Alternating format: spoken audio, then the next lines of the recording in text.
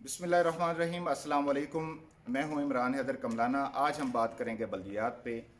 आप समझते हैं कि पाकिस्तान में निज़ाम हुकूमत जो है वो पार्लिमानी निज़ाम है। पार्लिमानी निज़ाम हुकूमत की खूबसूरती ये है कि ये तीन टीयर्स पे काम करता है। तीन टीयर्स इसको कंट्रोल करते हैं।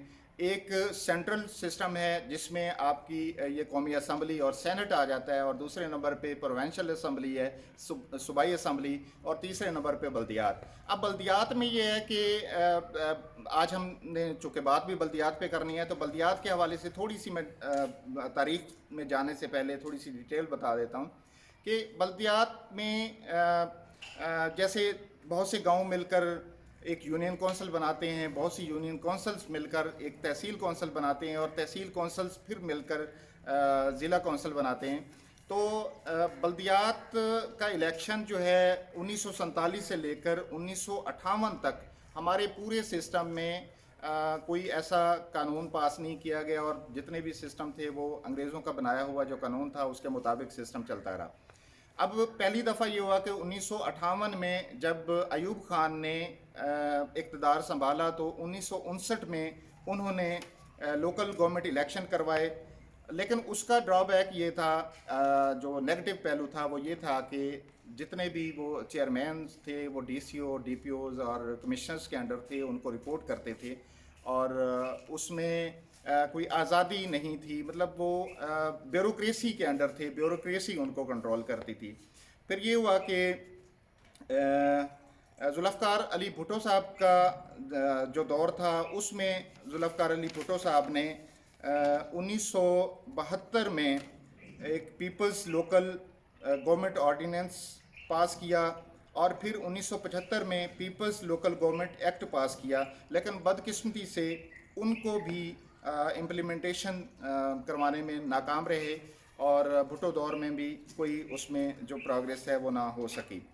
अब फिर ये हुआ कि 1977 में भुट्टो साहब की हुकूमत जब ज़ियाउल हक साहब ने ख़त्म की, ज़ियाउल हक इक़्तिदार में आए, तो ज़ियाउल हक ने अपने सिस्टम को चलाने के लिए जो मेन पिलर थे, सेनेट और प्रोविंशियल असम्बली और सूबाई असम्बली, उसको और कौमी असम्बली, उसको डिज़ोल्व कर दिया, और अपने सिस्टम को चलाने के लिए बल्दियात को जगह दी। बल्दियात इलेक्शन, लोकल गवर्नमेंट इलेक्शन करवाए।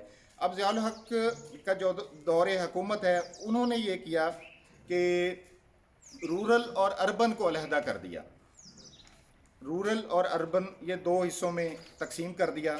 उसके बाद फिर 2001 में LGO 2001 जनरल मुशर्रफ ने जब नवाज शरीफ साहब की हुकूमत को ख़त्म करके ख़ुद इक़्तिदार में आए, तो उन्होंने LGO 2001 पास किया।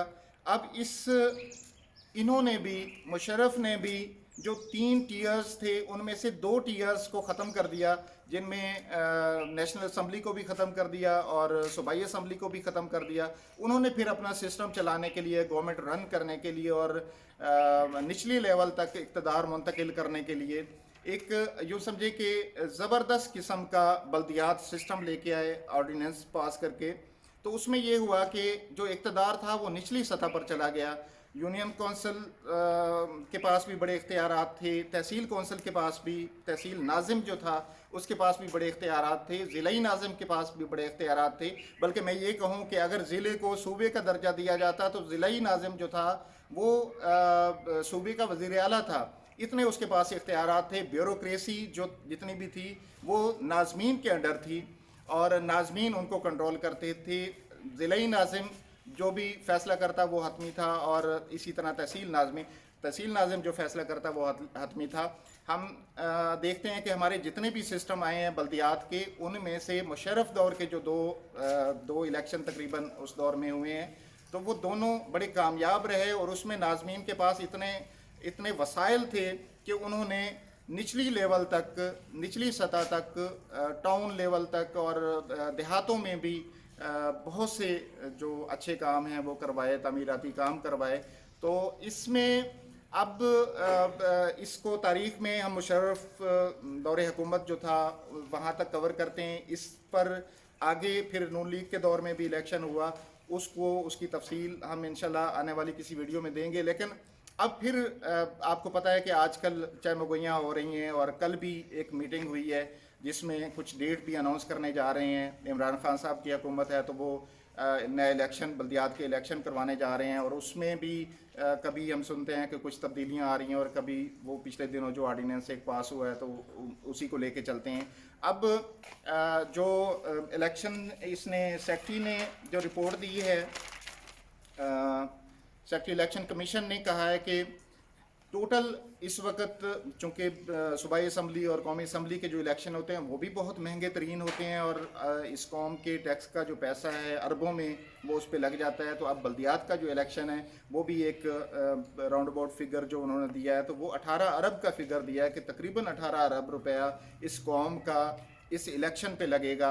और उसमें तकरीबन 25,000 पंजाब में हलकों की तादाद है, केपी के और पंजाब की जो उन्होंने बताई है, और 4,000 इसमें केपी के हलकों की तादाद है। और तकरीबन पंजाब में सिर्फ जो बैलेट पेपर छापना पड़ेंगे वो 20 करोड़ उसकी तादाद है, और केपी के में 10 करोड़ बैलेट पेपर्स जो हैं वो छापना पड़ेंगे। अब इसमें जो आम हमारा सूबाई और नेशनल असम्बली का इलेक्शन होता है उससे भी ज़्यादा जो रकम है वो इस पे खर्च आ रही है।